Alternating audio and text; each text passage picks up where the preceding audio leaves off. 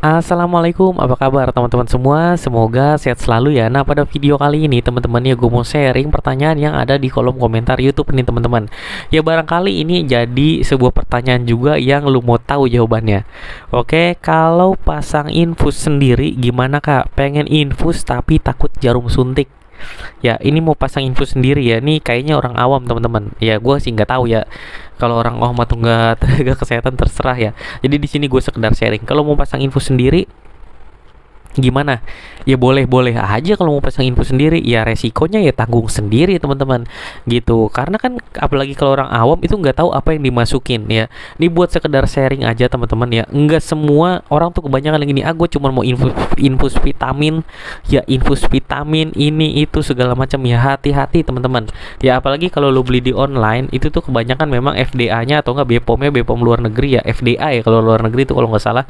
Itu kan banyak kandungan-kandungan obat. Ya kita nggak tahu teman-teman ya, badan setiap orang metabolisme tubuhnya itu sedikit berbeda ya. Contohnya gini, ada si A alergi antibiotik, si B nggak alergi antibiotik ya. Ini bukan masalah tentang antibiotik aja, bahkan obat-obat sederhana pun ada orang tuh alergi paracetamol, ada orang alergi ranitidin, ada orang alergi ya pokoknya macam-macam. Nah namanya resiko tersebut itu pasti ada ke diri kita ya, apalagi kalau kita orang awam, kita ngelakuinnya tuh bener-bener harus penuh resiko dan tanggung sendiri-sendiri teman-teman, seperti itu. Jadi nginfus ke diri sendiri boleh nggak sih? Boleh-boleh aja ya, asal resiko ya ditanggung sendiri. Gue pribadi sebagai tenaga kesehatan, gue jarang banget diinfus teman-teman, dan gue jarang banget masukin obat ke diri gue ya, dan gue juga jarang banget minta diinfus ya, gue nggak pernah.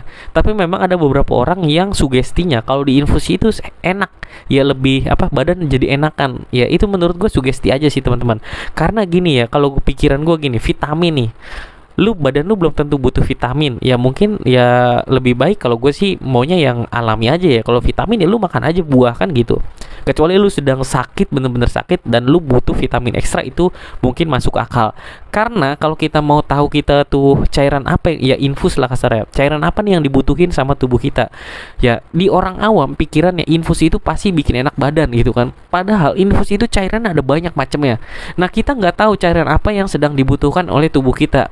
Supaya tahu gimana, itu harus cek darah ya. Makanya kalau dokter itu kalau mau ngasih tindakan biasanya di rumah sakit itu tuh harus ada ketentuannya teman-teman ya. Ada nggak hasil darahnya ya, mungkin ada beberapa pemeriksaan yang tanpa harus cek darah tuh kelihatan, wah ini pasien lagi dehidrasi, wah ini pasien kurang darah, kelihatannya mukanya pucat dan lain-lain, wah ini orang kurang oksigen dan lain. Itu mungkin bisa dilihat secara inspeksi atau enggak secara visual. Tapi memang ada beberapa hal yang harus dilihat secara spesifik ya, salah satunya dengan pemeriksaan darah ya. Apa yang terjadi kalau kita masukin infus tanpa indikasi tertentu ya? Misalnya lu sehat nih ya, cuman keluhannya nggak nafsu makan, maunya diinfus aja.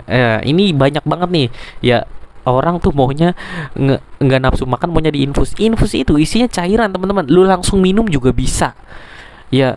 Ya kalau lu nggak nafsu makan ya, lu pasangnya jangan pasang selang infus, pasangnya selang NGT tuh, selang makan. Nah kan makan yang masuk kan jadinya, karena infus itu sendiri adalah cairan. Apa yang terjadi kalau lu cairan udah berlebih dimasukin cairan ya, kasarnya nanti badan lu tambah bengkak, kerja jantung lu jadi berat ya. Kasarnya gini lah, oli motor nih, oli mesin takarannya 1 liter ya kan.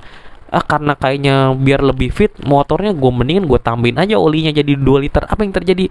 Malah packingnya pada rembes, oli pada bocor, tenaga motornya nggak ada dan lain-lain. Malah memicu banyak hal yang akan terjadi, yang memicu kerusakan yang lain. Sebenarnya nggak jauh beda sama tubuh kita ya. Sebenarnya prinsipnya seperti itu teman-teman. Kalau mau digambil gamblang gambarnya tuh seperti itu ya. Tapi kalau masalah mau vitamin ya, gue balik lagi ya, gue bukan orang-orang yang senang tim infus ya.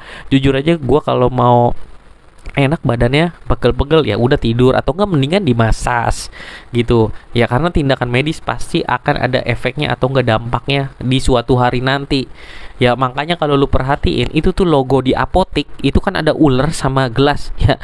Ya mungkin itu kan tandanya gelas kalau obat disesuai dengan anjuran atau takaran akan menjadi penawar, tapi kalau berlebihan akan menjadi racun ya, seperti itu. Itu pandangan gua. Kalau teman-teman punya pandangan sendiri ya silakan komentar di kolom komentar. Sekian videonya kali ini dari gua, sampai ketemu lagi di video selanjutnya. Wassalamualaikum warahmatullahi wabarakatuh.